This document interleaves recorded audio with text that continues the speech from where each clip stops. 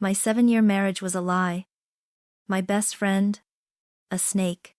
I walked in on them. My husband and Sarah, tangled in a betrayal deeper than lust. My perfect life shattered, but I wouldn't crumble. I chose revenge.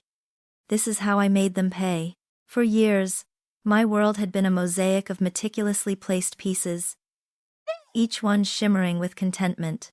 There was Ethan, my husband of 7 blissful years. A man whose easy charm and ambitious drive had always made me feel secure, loved. He was my rock, my confidant, the one who always knew how to make me laugh, even on the toughest days. Then there was my career as a marketing director. A challenging yet fulfilling role that allowed me to flex my creative muscles and build something tangible. And finally Sarah, my best friend since our chaotic college days, almost a sister. We shared everything. Dreams, fears, secrets whispered late into the night. Her laughter was infectious, her loyalty unwavering. Or so I believed. Our lives were beautifully intertwined. A comfortable rhythm of weekend brunches, shared holidays, and endless talks over steaming mugs of tea. I truly believed I had it all. A perfect trifecta of love, success, and true friendship. That perfect world began to crack on a Tuesday evening.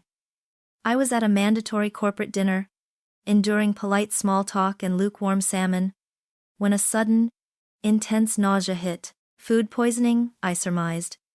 My stomach churned, my head throbbed, and all I craved was the familiar comfort of my own bed. I decided to cut my losses and head home, not even bothering to text Ethan. He was likely engrossed in a late-night work call, a common occurrence, and I wanted nothing more than to slip quietly into bed without disturbing him. The key turned silently in the lock. The familiar scent of our home, a mixture of freshly brewed coffee and Ethan's subtle cologne, usually brought a wave of peace. Tonight, it felt eerily still. A dim glow spilled from the living room, accompanied by the low murmur of voices. Then, her time's distinctive, lilting giggle cut through the quiet. Sarah's. My heart, already thumping from the nausea, now hammered with a sudden, inexplicable dread. Every instinct screamed at me to turn back, but a morbid curiosity, a primal need to understand, propelled me forward. I pushed the living room door open, just a fraction. The scene that unfolded froze me in place, carving itself into my memory with agonizing clarity. There, on Our Time's cream-colored sofa, bathed in the soft glow of the table lamp, were Ethan and Sarah. Their bodies were intertwined, a tangled mess of limbs and deceit. It wasn't just a casual embrace. It was intimate, illicit, undeniably passionate. Ethan's hand caressed Sarah's bare back, his fingers tracing patterns of ownership. Sarah's head was nestled into his neck, her eyes closed in blissful surrender. The image burned, a searing brand on my soul. My familiar sofa, the very fabric I'd chosen, now tainted. The familiar scent of Ethan's cologne, once comforting, now suffocating with the stench of betrayal. Time stopped. The world tilted on its axis, and my carefully constructed life, that beautiful, shimmering mosaic, shattered into a million irreparable pieces. Disbelief waged a brutal war with the undeniable visual proof before my eyes. My Ethan. My Sarah. A cruel flashback assaulted me. Sarah, weeping inconsolably on my shoulder years ago over a breakup, me holding her tight, Ethan bringing us mugs of hot tea. "We're your family, Em," she'd whispered then, her voice choked with emotion. The words now tasted like ash. The ultimate lie. The nausea returned with a vengeance. But it was no longer physical. It was a gut-wrenching, soul-deep sickness. Betrayal. A cold, sharp blade, twisted in my chest, a torment far worse than any food poisoning. It wasn't just infidelity. It was a deliberate, malicious shattering of trust by the two people I had loved and trusted more than anyone else in the world. My mind raced, grappling with the impossible, trying to comprehend how long this had been happening, how I could have been so utterly blind. But beneath the shock, beneath the raw, searing pain, a tiny seed of something else began to germinate. Not despair. Something colder. Something harder. Something determined. That tiny seed, cold and hard, began to sprout in the fertile ground of my shattered trust. My first visceral instinct was to scream, to unleash the torrent of agony and rage building within me, to demand answers from the two smiling faces now blissfully unaware of my presence. But as my hand instinctively reached for the living room door handle, a chilling clarity cut through the haze of shock. What would that achieve? A messy, tear-soaked confrontation?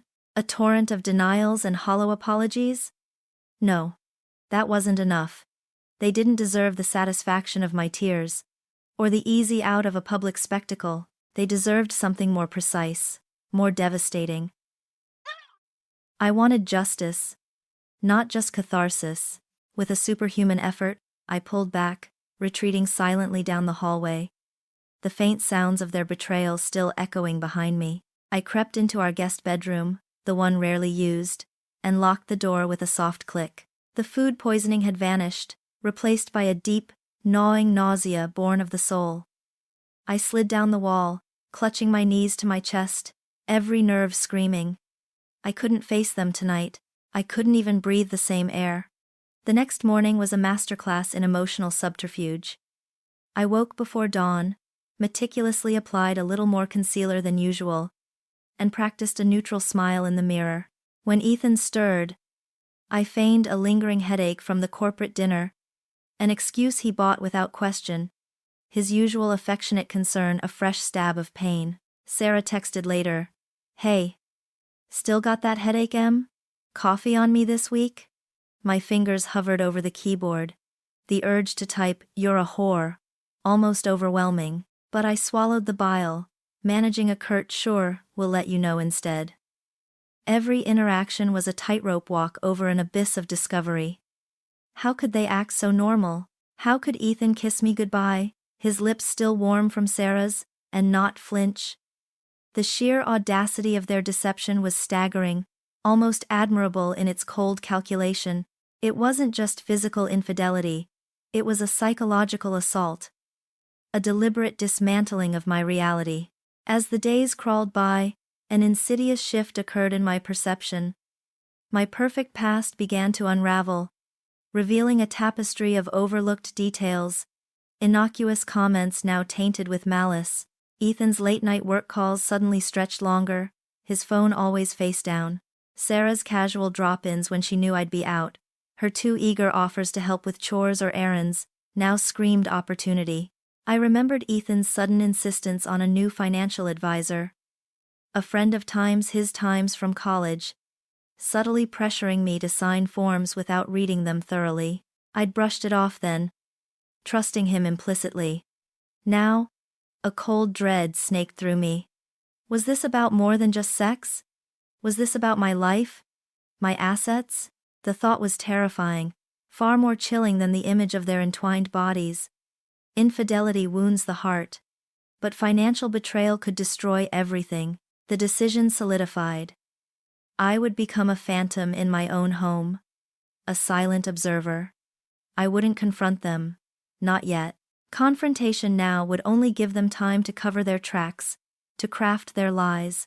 I needed evidence, irrefutable, undeniable evidence. I needed to know the full scope of their treachery, how deep the rot truly went.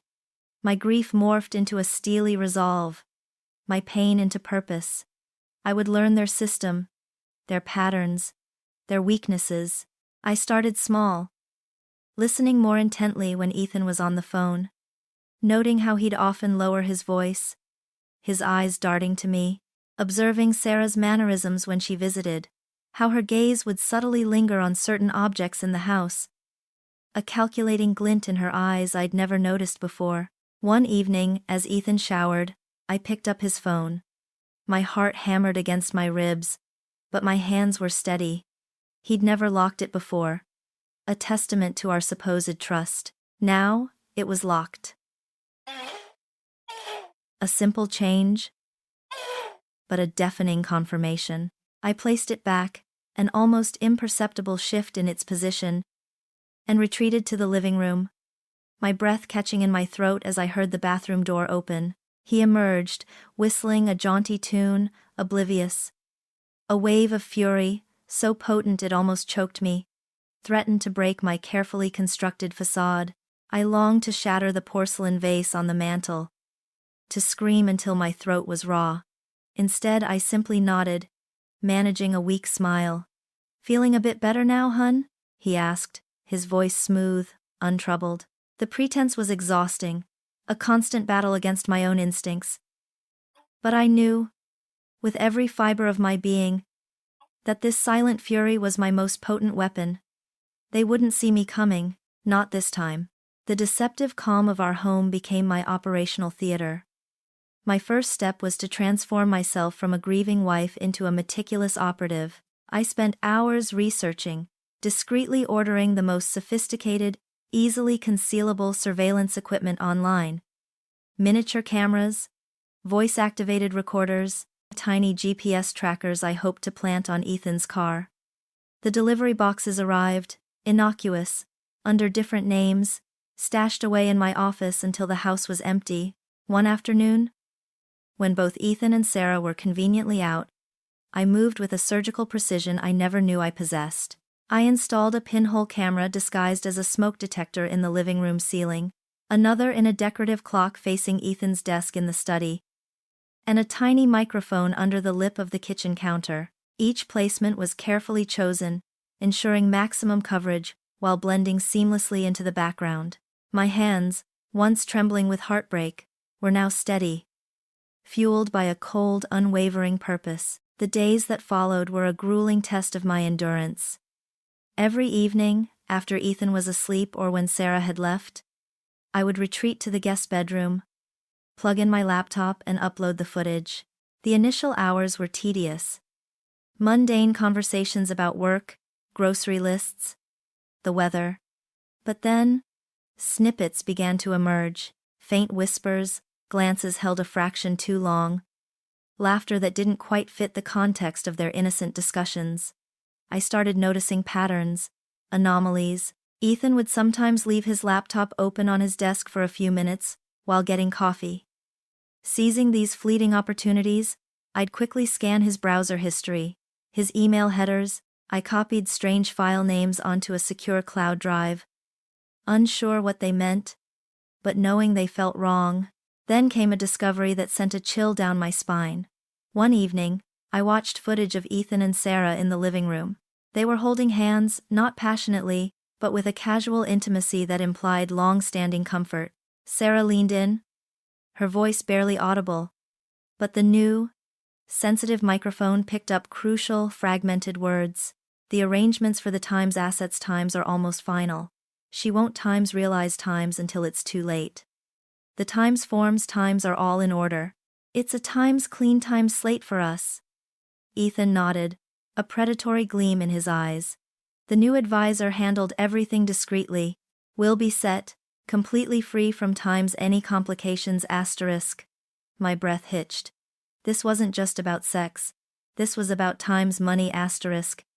This was about Times my Times money. A wave of pure, unadulterated terror, far worse than the nausea from that first night, washed over me. I scrambled, replaying the footage, enhancing the audio, meticulously writing down every decipherable word. My mind raced back to Ethan's insistence on the new financial advisor, the forms I'd signed without scrutiny, the subtle pressure he'd exerted. A chilling possibility began to solidify. That this wasn't just about infidelity, but a calculated deception, a conspiracy to strip me of everything I had built.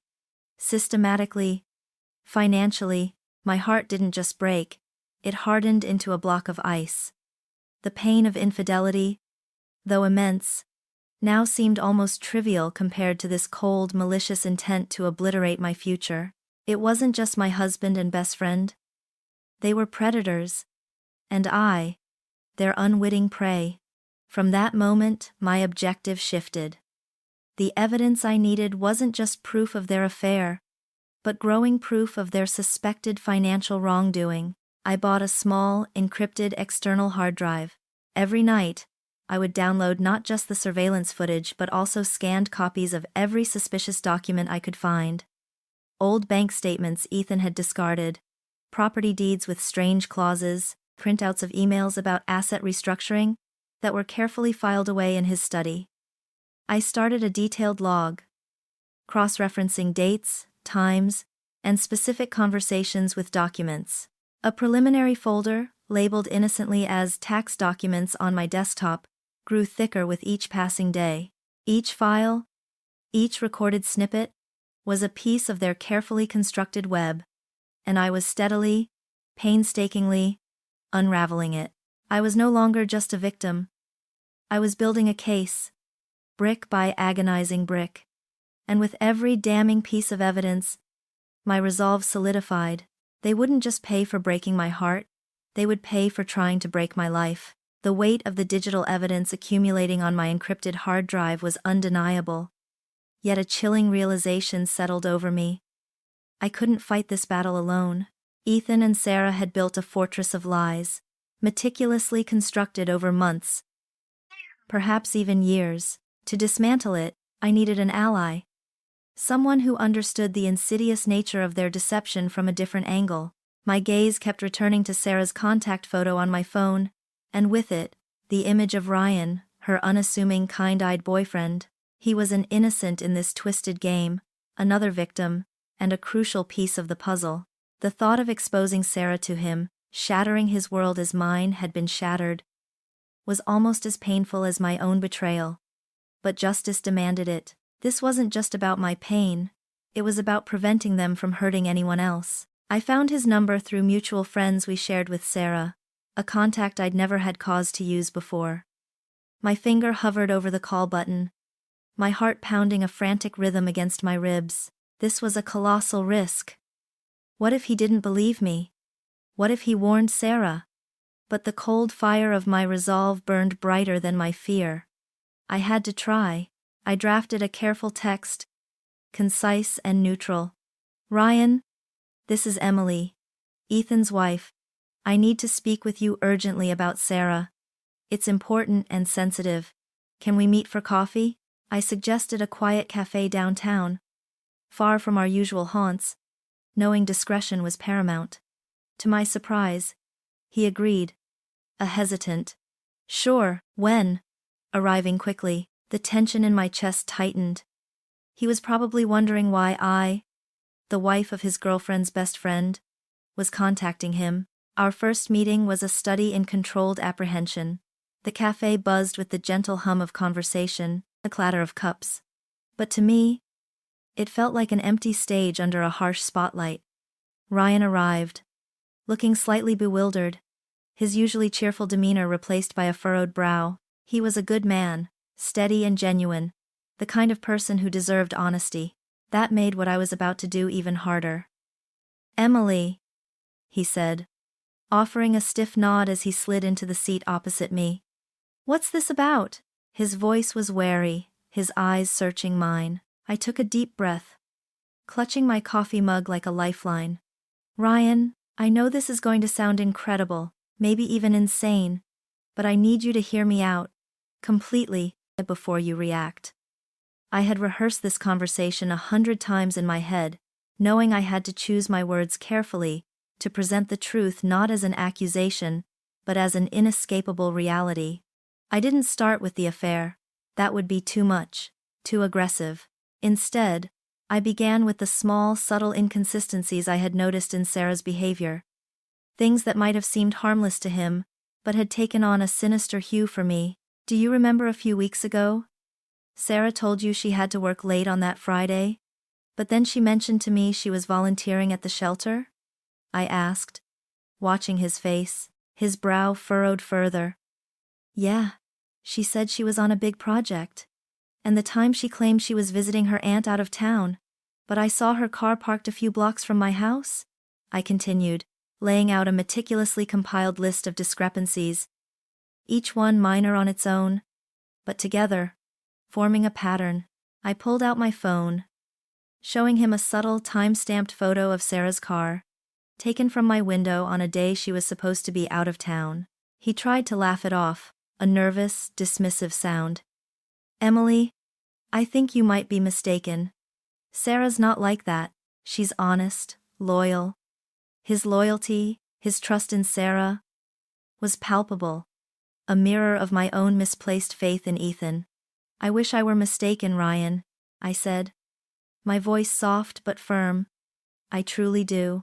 Then, I opened the encrypted folder on my laptop, displaying not the full video of their intimacy, but a still frame of Ethan and Sarah holding hands on my sofa, taken from the hidden camera. During a time Sarah had told Ryan she was at a yoga retreat. The image was grainy, but undeniable. The casual intimacy, the shared laughter captured in the still, spoke volumes. Ryan's face drained of color. His jaw went slack, his eyes fixed on the screen, then darted to mine, a raw mixture of shock and utter disbelief. "No," he whispered, a strangled sound. "No, this can't be right." He scrolled back to the image of Sarah's car, then to another photo I'd managed to grab of Sarah leaving my house early one morning. A quick, furtive glance over her shoulder. She was with him asterisk? The question was barely audible. A profound hurt etching itself onto his features. I didn't need to say Ethan's name. The truth hung heavy between us. A suffocating presence. The denial gave way to anger, a quiet, seething rage that mirrored my own. He asked questions, a flurry of them, his voice tight with emotion. How long? How could I not know? What kind of game are they playing? His pain was a palpable entity, a crushing weight. He told me about his plans with Sarah, their talks of moving in together, the future he had envisioned. All of it now, dissolving into bitter ash. He believed her when she said she was working late, when she needed space, when she had family emergencies. He had loved her, trusted her implicitly, just as I had trusted Ethan. In that quiet cafe corner, amidst the clatter and murmur of oblivious strangers, we found a shared sorrow, a bond forged in the crucible of betrayal. We were both victims, pawns in a cruel, calculated game orchestrated by the two people we had once held dearest. The realization hung in the air. Neither of us was alone in this devastation. The weight of that shared understanding settled between us, not as a burden, but as a strange, unexpected current of connection. Ryan leaned back, running a hand through his hair, his eyes still distant, processing the wreckage of his own reality. She said she was working on a big client pitch all those weekends. He finally managed, his voice hoarse. And the times she disappeared for family emergencies? I always offered to help, but she'd just say it was too personal, too difficult. His vulnerability was raw, mirroring my own. I watched him, my heart aching with a familiar pang. Ethan had his own repertoire, I confessed, my voice barely above a whisper. Late-night calls, last-minute business trips, urgent meetings that ran into the early hours. He always came home exhausted, but now I know why. We began to trade stories, a morbid exchange of carefully crafted lies. Sarah's excuses for being unavailable, her sudden aversion to double dates, her insistent need for girl time with me that often seemed to involve her subtly prying into my schedule, Ethan's gaslighting when I'd questioned a minor inconsistency, his masterful way of making me feel paranoid, overly sensitive. They're artists, aren't they? Ryan said with a humorless laugh, a dark twist to his lips.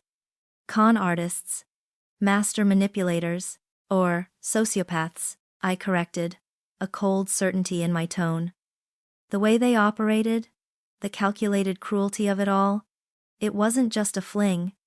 It was a systematic dismantling of our lives, all while looking us in the eye and lying. We realized their patterns were eerily similar. Charming, attentive, then subtly creating distance or planting false narratives to cover their tracks. They thrived on our trust, using our affection as a shield for their deception. In the quiet hum of the cafe, a bond began to solidify between us.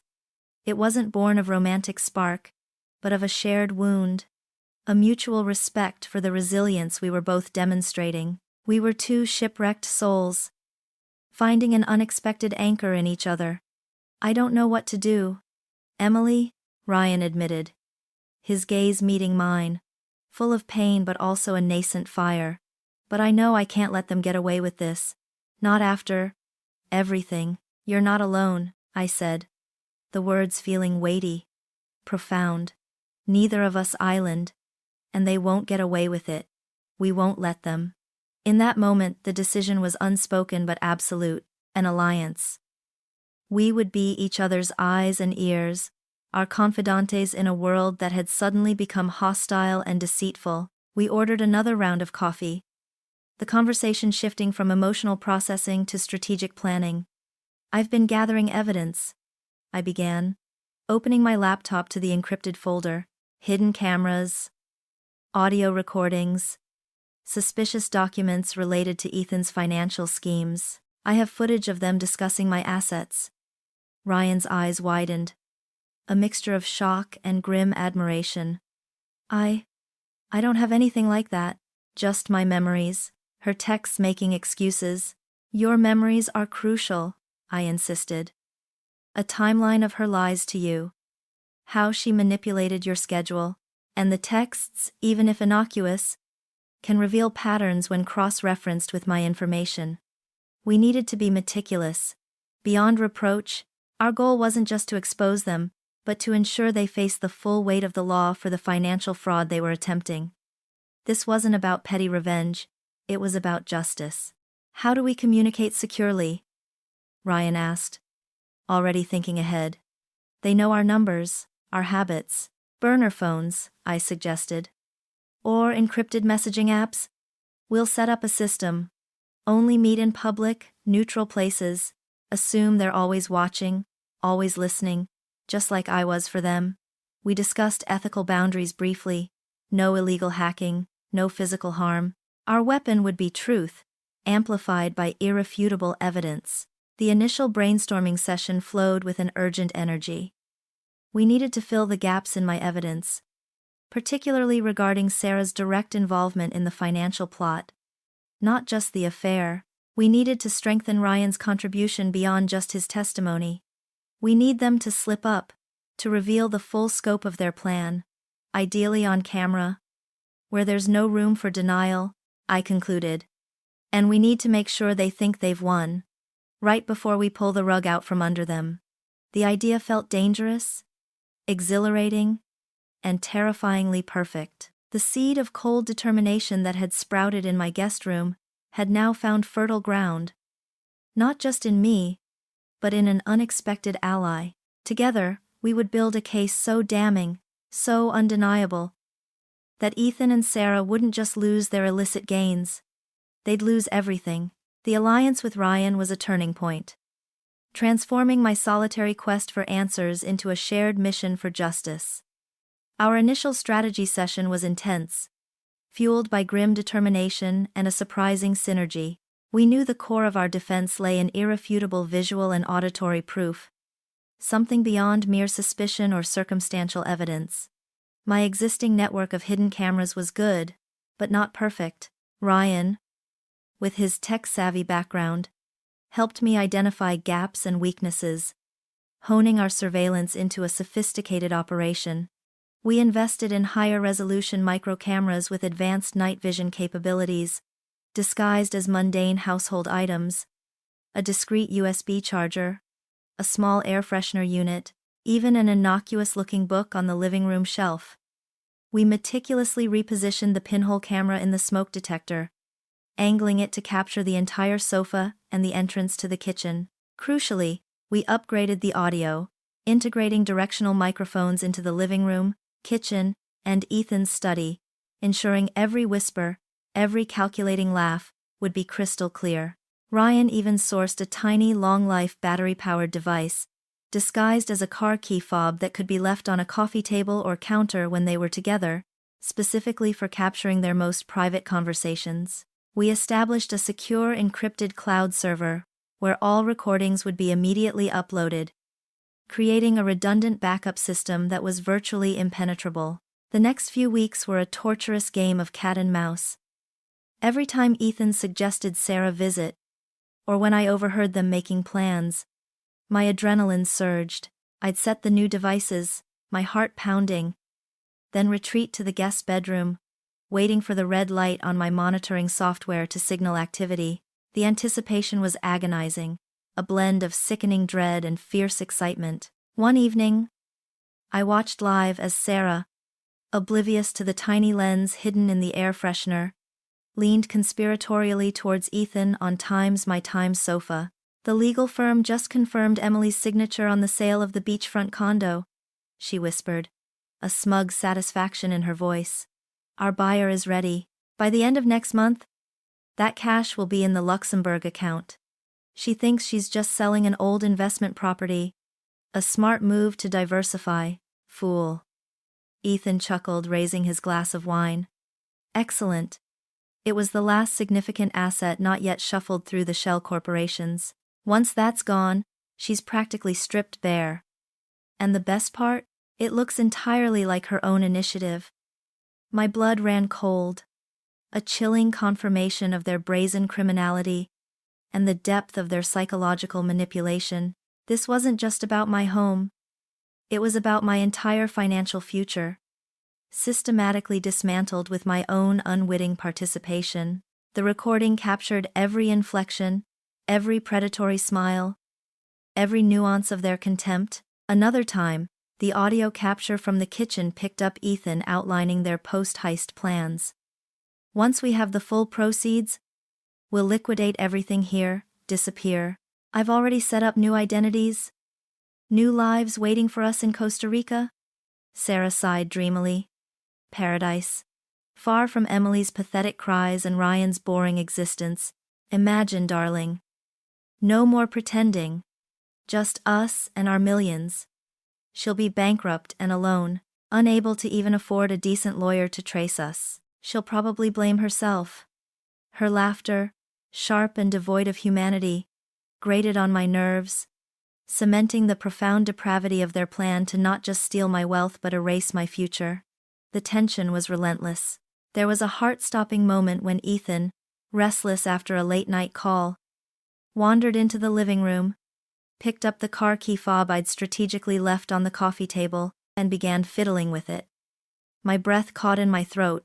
Had he noticed anything? Was he testing it? He pressed a button, then shrugged, tossing it back onto the table before heading to bed. I waited, frozen, until I heard his door click shut, then rushed to retrieve the device, my hands shaking. It had recorded his fumbling, but nothing more. A terrifying near miss that served as a stark reminder of the risks we were taking. Every night, Ryan and I would meet at the cafe or at his apartment, sometimes just communicating through our burner phones, reviewing the footage and audio. We built an intricate timeline, noting dates, times, and specific statements. We cross-referenced them with the financial documents I'd already gathered, watching the puzzle pieces snap into place with horrifying precision. The thrill of capturing a damning confession was quickly overshadowed by the sickening realization of their cold-hearted planning. Their elaborate escape routes, their new identities, their detailed vision of my absolute ruin. It wasn't just anger anymore. It was a profound sense of violation, a chilling insight into the depths of human depravity. But with each new piece of evidence, my resolve hardened further. They thought they were building their escape route.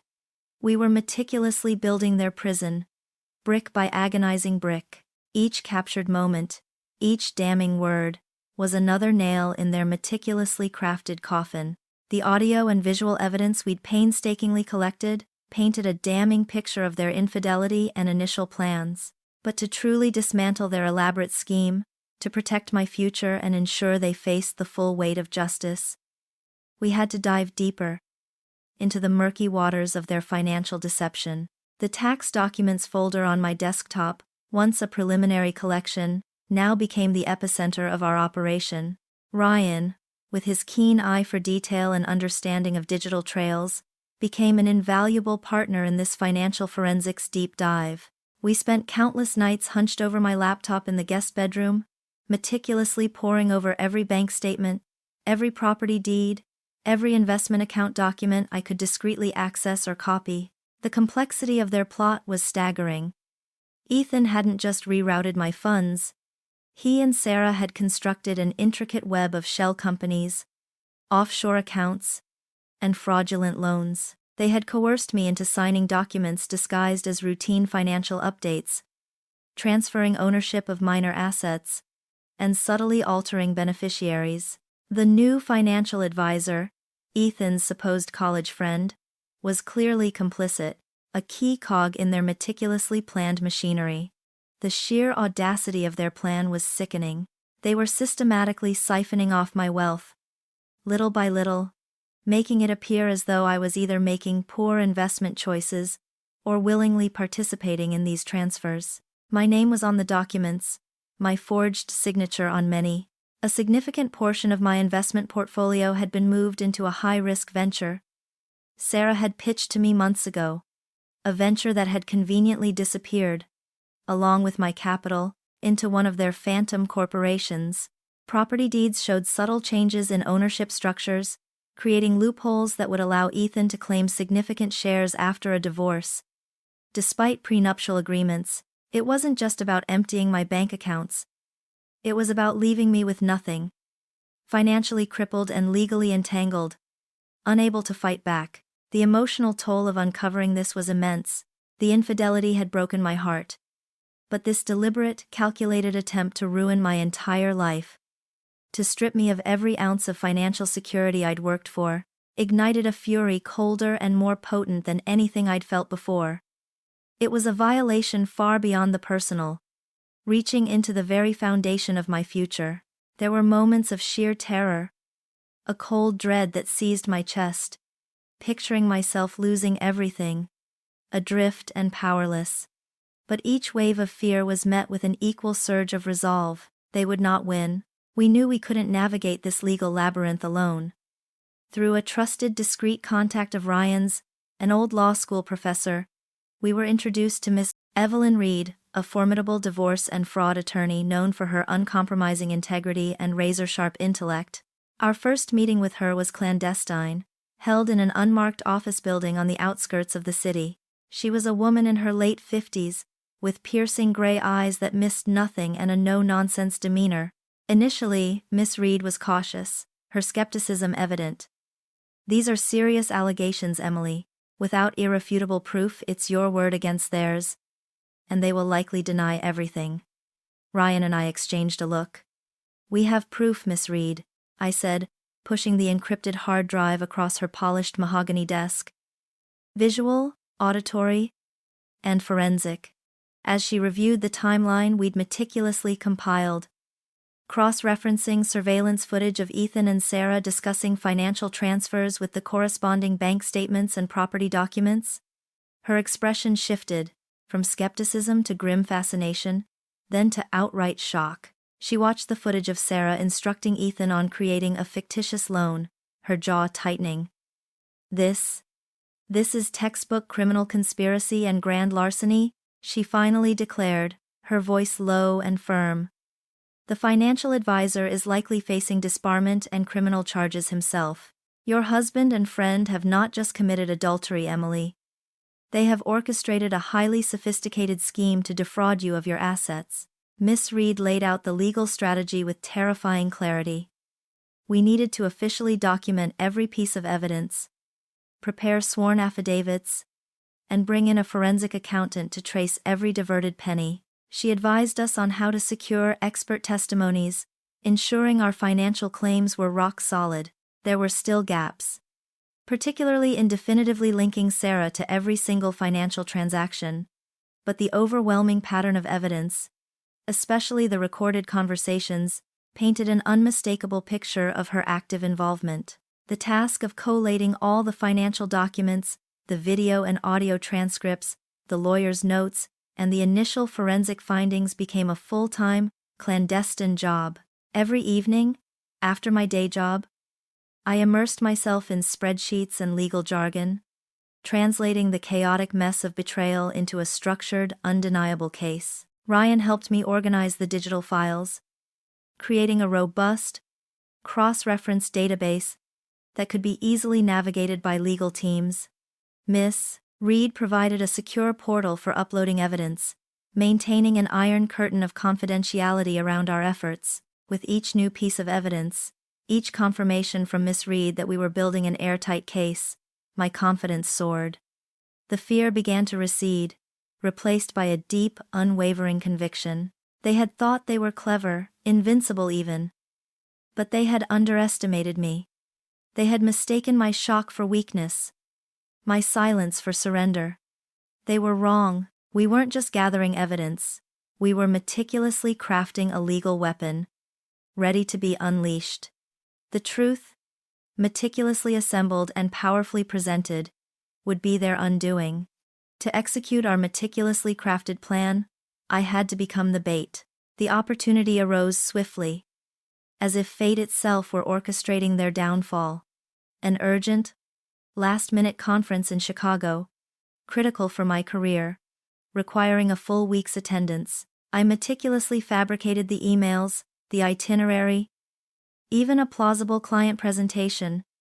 Knowing Ethan would subtly verify details through my work contacts, I packed an overnight bag with a show of exasperated haste, leaving it visible for him to see, while my real necessities, including my burner phone and the encrypted drive, were discreetly tucked into a smaller backpack I'd take with me to Ryan's hidden apartment.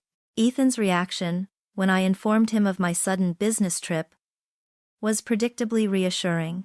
He offered a sympathetic kiss, bemoaned my bad luck at missing a week at home, but I caught the subtle, almost imperceptible gleam in his eyes. A flash of something akin to predatory excitement. Sarah, whom I texted later, feigned concern. "Oh no, Em. Right when we were supposed to get coffee. Don't worry. I'll keep an eye on Ethan for you." The words were laced with a venomous irony that twisted my stomach. They had swallowed the bait whole, hook, line, and sinker. The chosen night for their grand reveal was 3 days into my absence. I had intentionally left a few subtle cues for them: a half-finished book on the coffee table, a light film of dust on my bedside table, to reinforce the illusion of my prolonged departure. Sarah, according to a text exchange I had discreetly planted between Ethan and herself, would arrive around 7 p.m. My home, the stage for their betrayal, would now become the theater of their undoing. Ryan and I spent that afternoon making the final, critical adjustments to our surveillance. The living room, once a sanctuary, now a carefully wired stage. We positioned the highest resolution camera, disguised as a small decorative air humidifier, directly opposite the cream-colored sofa, where they'd so often conspired. Its wide-angle lens would capture every nuance of their expressions. We added another directional microphone, paper-thin and practically invisible, tucked beneath the mantelpiece, ensuring crystal-clear audio even if they whispered. The guest bedroom, my former command center, was transformed into our observation booth.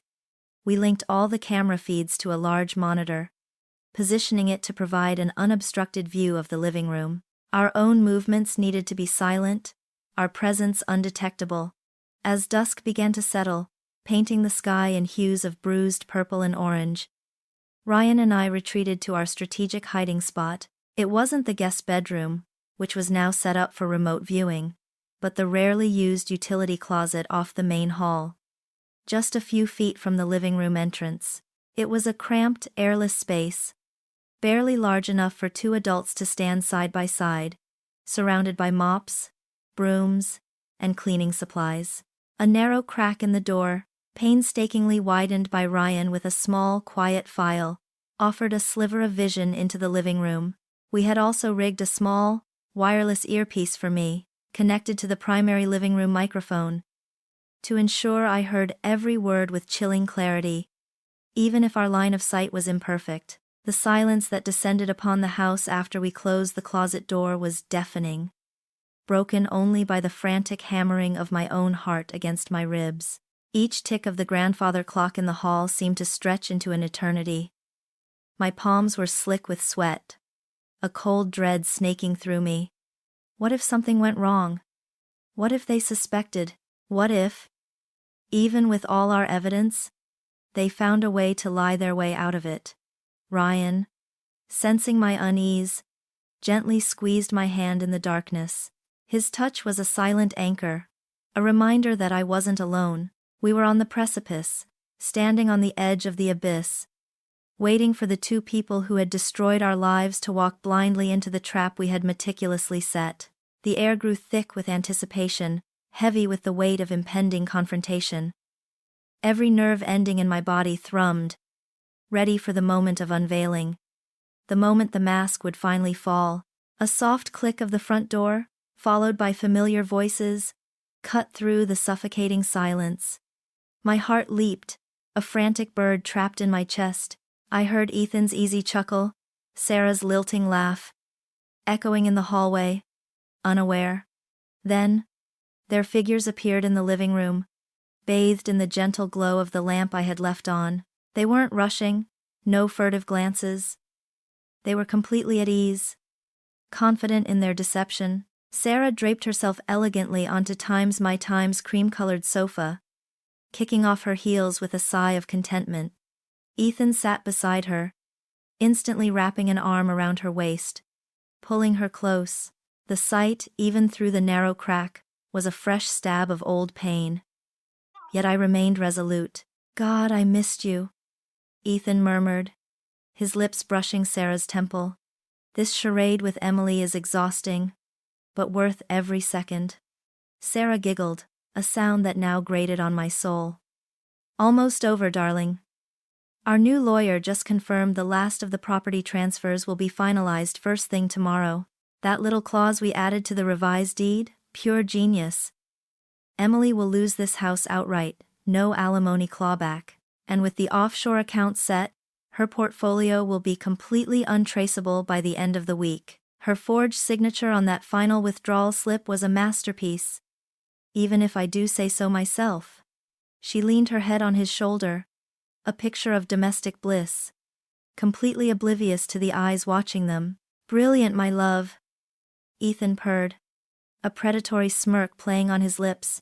"By the time she realizes her entire financial world has evaporated, we'll be sipping cocktails on a beach somewhere, utterly free. Her prenup won't save her now. Her own signed or times thought times she signed, consent to the asset restructuring is ironclad. And that pathetic boyfriend of yours, Ryan? He'll be too busy picking up the pieces of his own shattered life to even consider finding us." He poured them both glasses of expensive scotch, the crystal clinking softly. "To our future free and rich. And to Emily's profound stupidity." Sarah raised her glass, her eyes gleaming with a malicious triumph that made my blood run cold. "To us? To our cleverness? She truly believed we were her rock, her best friend, didn't she? The irony is absolutely delicious. Always so trusting, so blind. We could tell her anything, and she'd swallow it whole. Even the phantom investment venture that conveniently disappeared with a quarter of her savings." She took a long, satisfied sip. She deserved what she got for being so naive. My hands clenched into fists, fingernails biting into my palms. The casual cruelty, the gleeful dissection of my life, the utter lack of remorse. It was a sickening symphony of villainy. Every word was a fresh insult, every laugh a mocking echo of their betrayal. Ryan, beside me, his own face a mask of furious concentration, squeezed my hand again, a silent signal. It was time. The soft click of the utility closet door might as well have been a gunshot in the serene living room. Ethan and Sarah froze, their glasses midway to their lips, their laughter dying in their throats, their heads snapped towards the sound, their eyes wide with disbelief, then outright terror as Ryan and I stepped out, emerging from the shadows like avenging spirits. The air instantly crackled, thick with unspoken accusations and shattering illusions. Sarah's glass slipped from her fingers, shattering on the polished hardwood floor, the sound a jarring punctuation to the sudden silence. Her face drained of all color, her eyes darting between me and Ryan, then back to Ethan. Ethan, for his part, was momentarily speechless, his mouth agape, the smirk wiped clean from his face, replaced by a mask of horrified realization. "Emily?" Sarah whispered, her voice a reedy croak, as if she couldn't quite process what she was seeing. What are you doing here? I thought. I thought you were in Chicago. She tried to force a smile. A pathetic attempt to regain control. But it faltered instantly. Surprise, I said, my voice steady, betraying none of the tremor in my soul. Every fiber of my being screamed for release, for violent retribution. But I held it in check. This wasn't about uncontrolled anger. It was about precision. The business trip was cancelled. Or rather, it never really began. My gaze, cold and unyielding, fixed on Ethan. You two were so busy toasting to your future, you didn't even realize the walls were listening. Ethan finally found his voice, a choked gasp. Emily, this isn't what it looks like. Sarah was just, she was upset about something, and I was comforting her. He tried to rise, his hand reaching for me, but I took a step back, repulsed. The sheer audacity of his lie, even now, was breathtaking. Comforting her? Ryan interjected, his voice low and dangerous. Stepping forward. His eyes burned into Sarah's. Is that what you call forging signatures on final withdrawal slips? Or adding clauses to property deeds to steal her house? Because that's what we just heard, Sarah. Every single word. Sarah flinched as if struck. Ryan, no, he's lying. Emily's lying. This is a misunderstanding, a cruel joke. She looked at Ethan, silently pleading for him to back her up. But I wasn't done. I held up my burner phone, the screen displaying a live feed of the very recording of their conversation we had just heard. The playback button was clearly visible. No joke, Sarah, just truth. Every word you just uttered, every detail of your little scheme, captured for posterity. And this is just the tip of the iceberg. Ethan's eyes widened, darting to the hidden cameras now clearly visible to him in the smoke detector and the air freshener unit.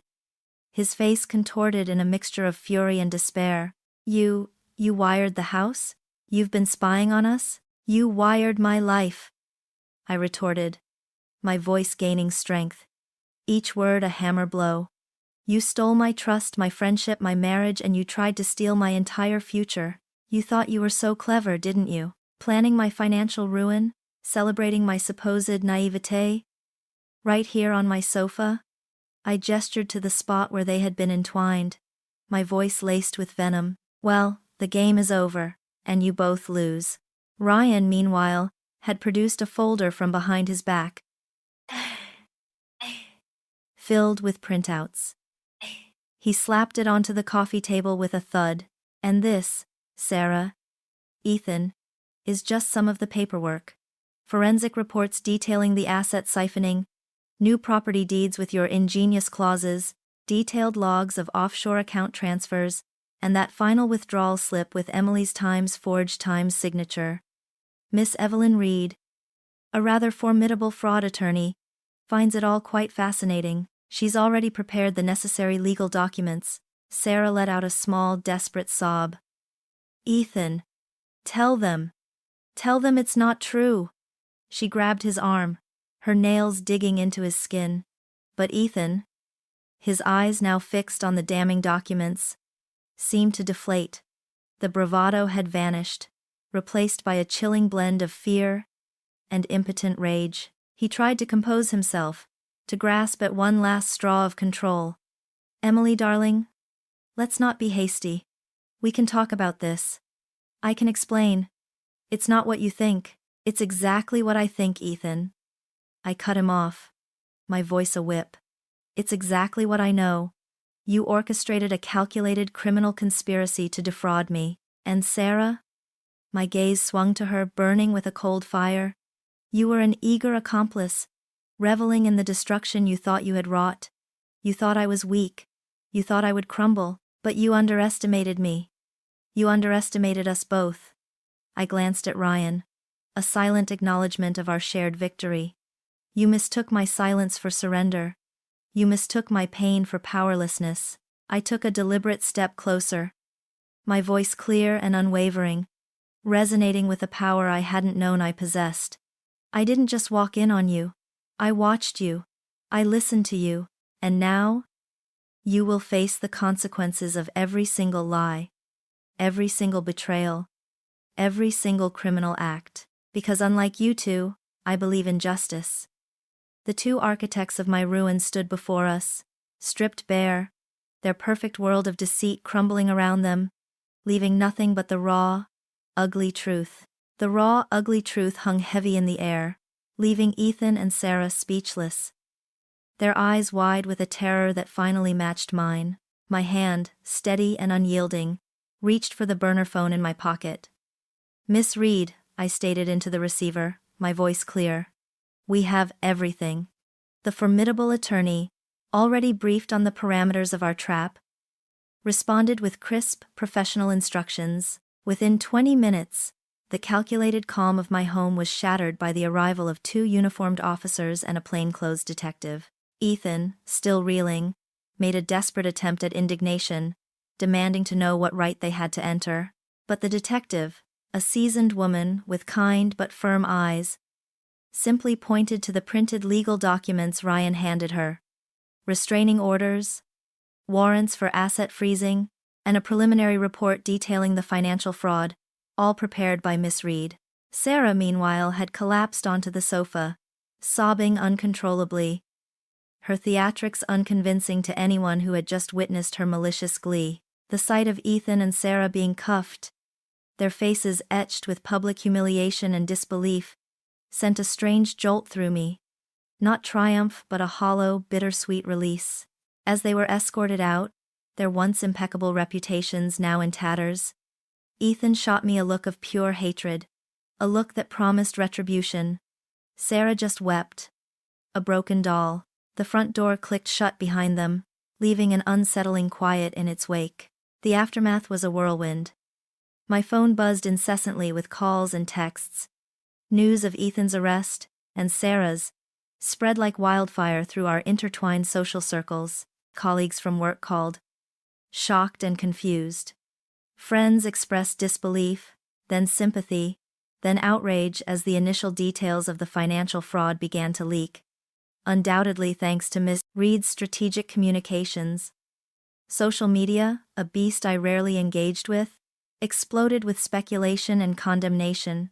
The carefully constructed narratives of their lives, and mine, were now exposed for public consumption, dissected and judged.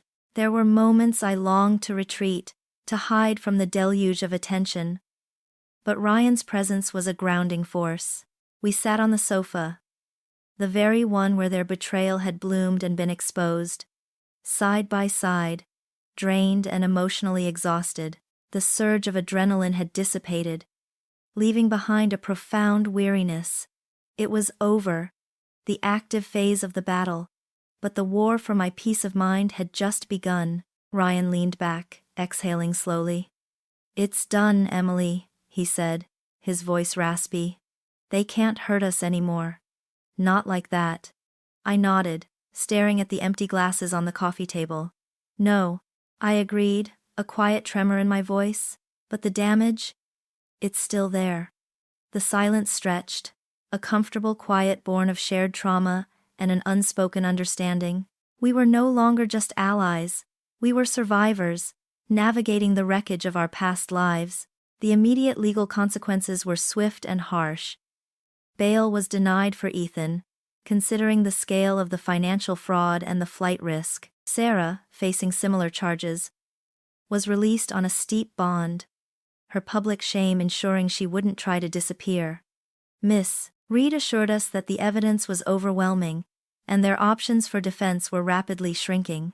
They would face public humiliation in court, and the world would watch as their carefully built facades crumbled entirely. For the first time in months, I felt a strange, tentative sense of peace settle over me. The knot of dread that had been a constant companion in my stomach began to loosen. Ryan and I spent the rest of the night simply existing in the quiet, talking intermittently about mundane things, finding solace in the normalcy. He stayed until the early hours, making sure I wasn't alone. As the first rays of dawn painted the sky, a faint, fragile hope flickered within me. The pain was still raw, the scars undeniable. But for the first time, I could see a path forward, a future free from their toxic shadow. It wasn't happiness, not yet. but it was the promise of it. A quiet dawn, after a long, dark night. The quiet dawn that followed their apprehension ushered in a new, demanding phase. The meticulous, often draining, legal battle. The first court appearances were a blur of hushed whispers, flashing cameras, and the sterile chill of the courtroom. Ethan and Sarah, pale and defiant, sat across the aisle, their eyes often darting towards Ryan and me, a mix of venom and disbelief still clinging to their features. They had initially pleaded not guilty, banking on their charm and the complexity of the financial scheme to sow doubt. But Miss Reed, a formidable presence in her tailored suits, systematically dismantled their defense. Each hearing was a painful reliving of the betrayal. I testified first, my voice steady despite the tremor in my hands as I recounted the devastating discovery, the silent investigation, and the meticulously orchestrated trap.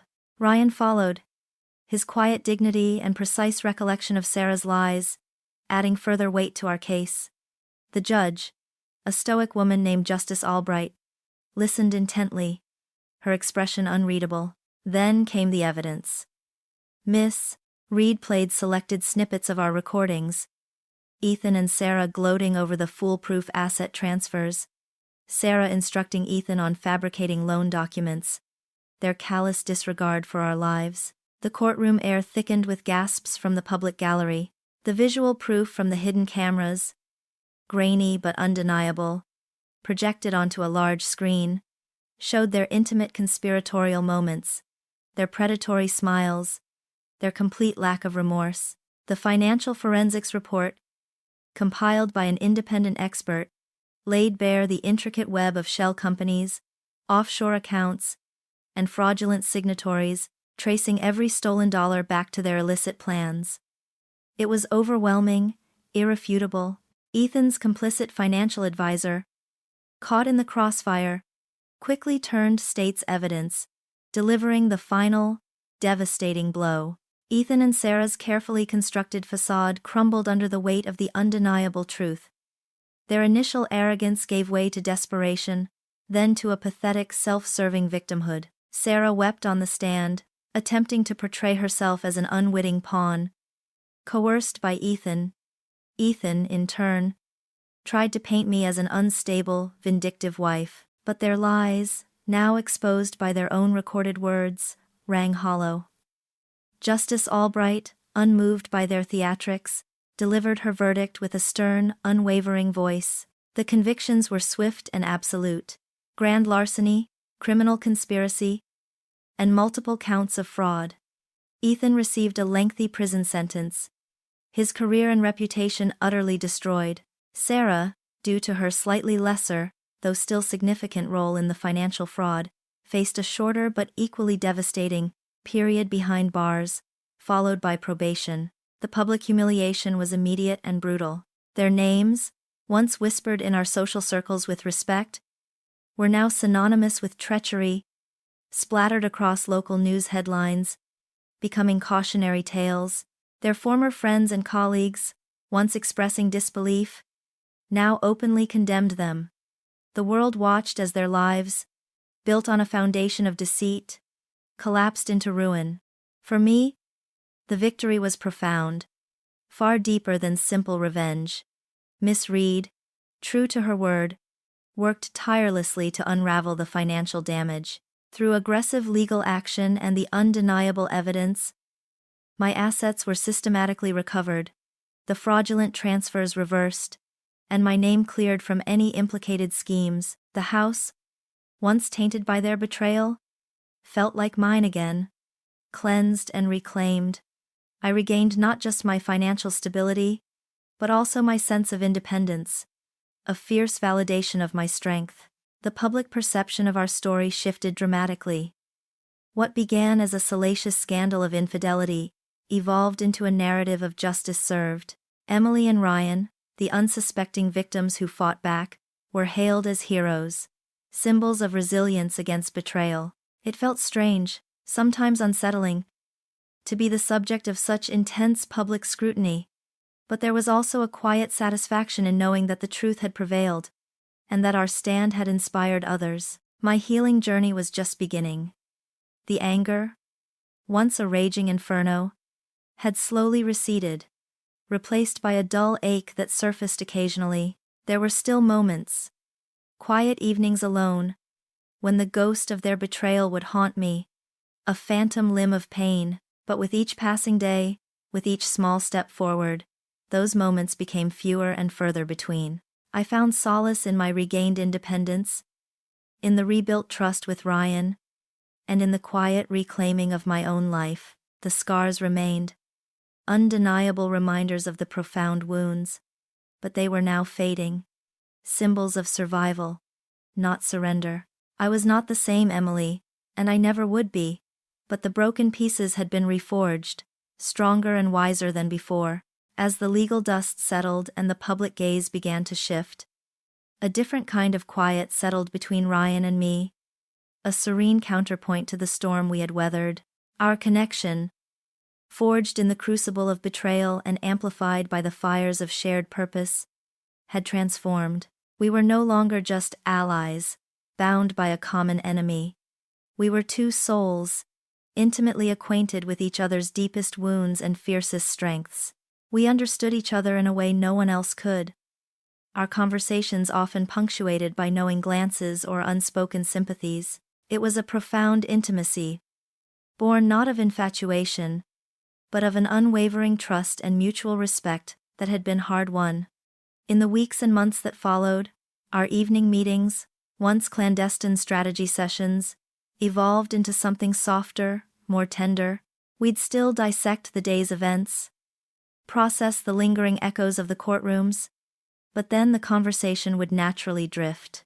We talked about our childhoods, our forgotten dreams, the future we hadn't dared to imagine before. There was a lightness to it, a slow unfurling of hearts that had been closed off for so long. One evening, after a particularly draining day of legal formalities, we were sitting in my living room, now cleansed of its painful memories, sharing a quiet dinner. He reached across the table, not for a legal document, but simply to take my hand.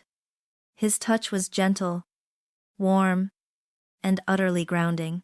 Looking into his kind, intelligent eyes, I saw not pity, but genuine affection and understanding. A spark, delicate yet undeniable, flickered between us. It wasn't the fiery, passionate rush of first love, but a steady, comforting glow, promising depth, and genuine companionship. Our first kiss wasn't dramatic or cinematic. It was a slow, hesitant discovery in the quiet of my living room, long after Ethan's ghost had been exorcised. It tasted of shared relief, of tentative hope, and of the quiet courage we had found in each other. There was no pretense, no games, only raw honesty and a profound sense of safety. After the calculated deception I had endured, this unvarnished truth was the most intoxicating thing imaginable.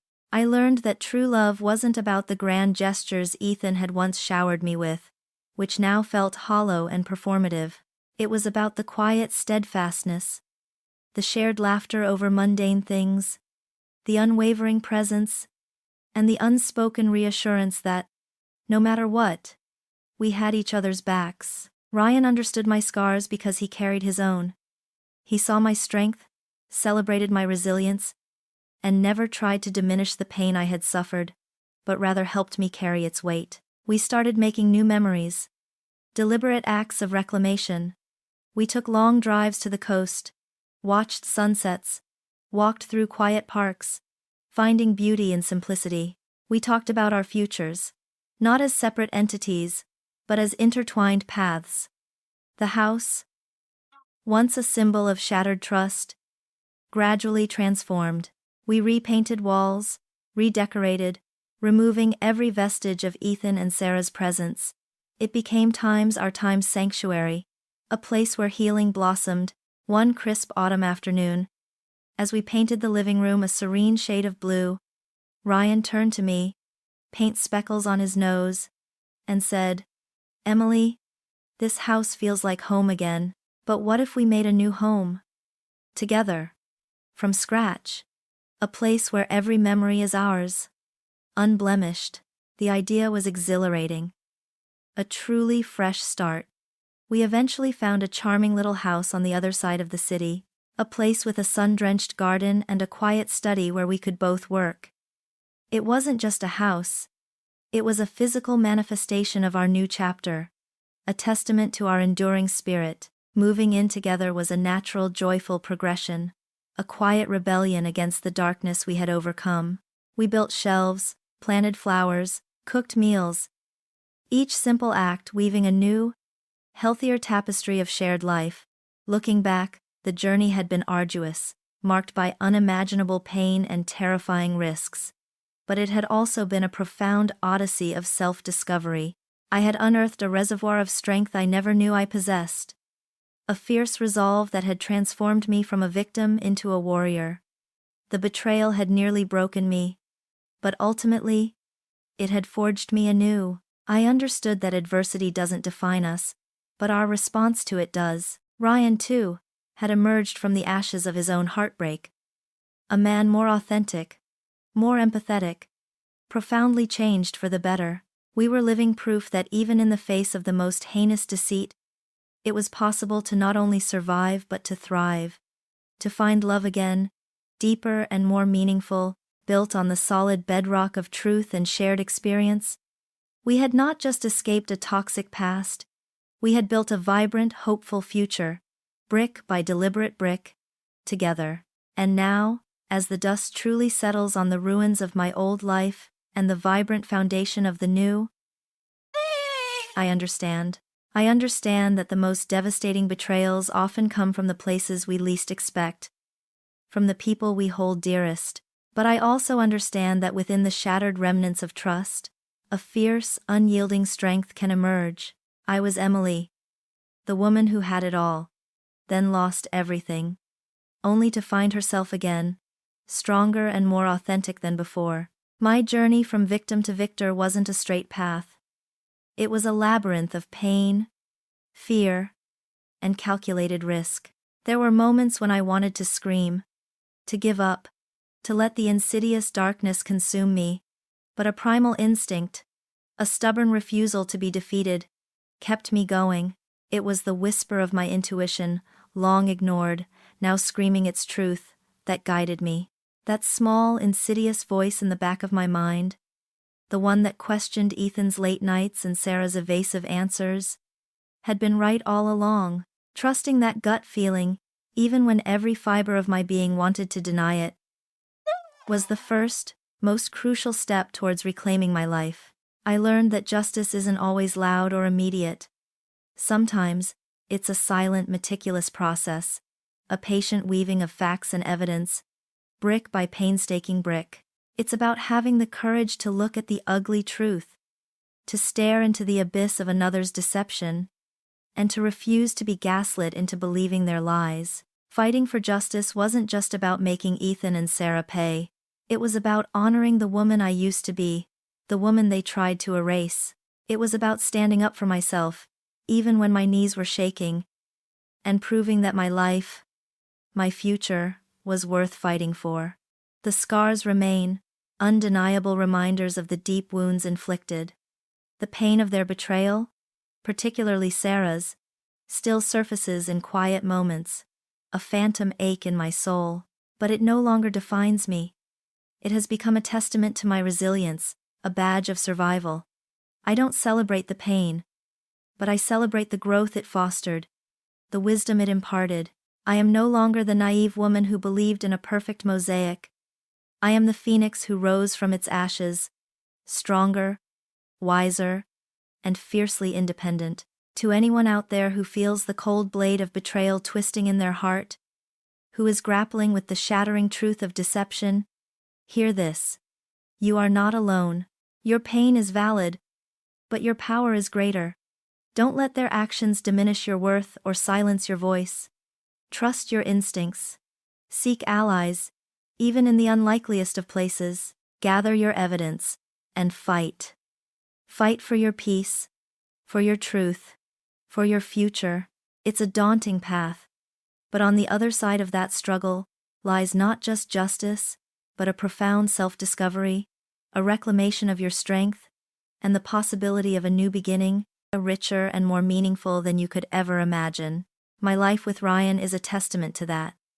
It's a love story born from ashes, built on radical honesty, and an understanding that runs deeper than words.